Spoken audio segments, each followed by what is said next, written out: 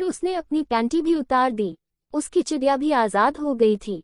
मैं तो आंखें फाड़कर उसकी चूचियों को देख रहा था। उसकी चिड़िया भी मस्त लग रही थी। मैं अपने गन्ना को हाथ से ही सहला रहा था। फिर वो मेरे करीब आई और दोबारा से मेरे गन्ने को मुंह में भर कर चूसने लगी। मुझे फिर से मजा सा आने लगा। धीरे धीरे मेरे में तनाव आने लगा। उसके बाद मैंने उसको बेड पर पटका और उसकी गुब्बारा को जोर से दबाने लगा।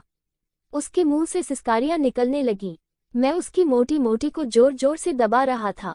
पड़ोस की सील पे एक लड़की की पहली पिलाई की।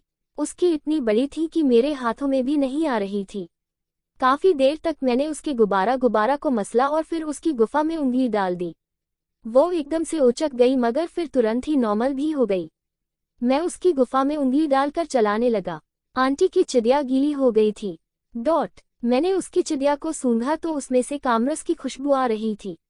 मैंने उसकी चिड़िया को चाट लिया, तभी उसने मेरे मुंह को अपनी गुफा पर दबा लिया। पड़ोस की सील पे एक लड़की की पहली पिलाई की। मेरी जीभ उसकी गुफा में अंदर चली गई और मैं उसकी गुफा के रस को चाटने लगा। मुझे भी मजा आने लगा। काफी देर तक मैंने उसकी गुफा को चाटा और फिर मैं खड़ा हो गया। मेरा गन्ना अब पूरे तनाव में आ गया था। आंटी ने उठकर अलमारी से टोपी निकाला और मेरे गन्ने पर टोपी चढ़ा दिया।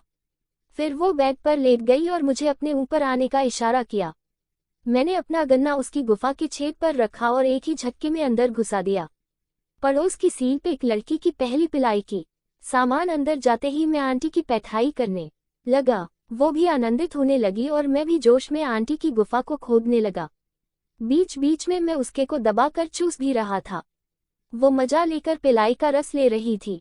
मुझे भी उसके गदराए हुए बदन को मसलने और पेलने में मजा आ रहा था।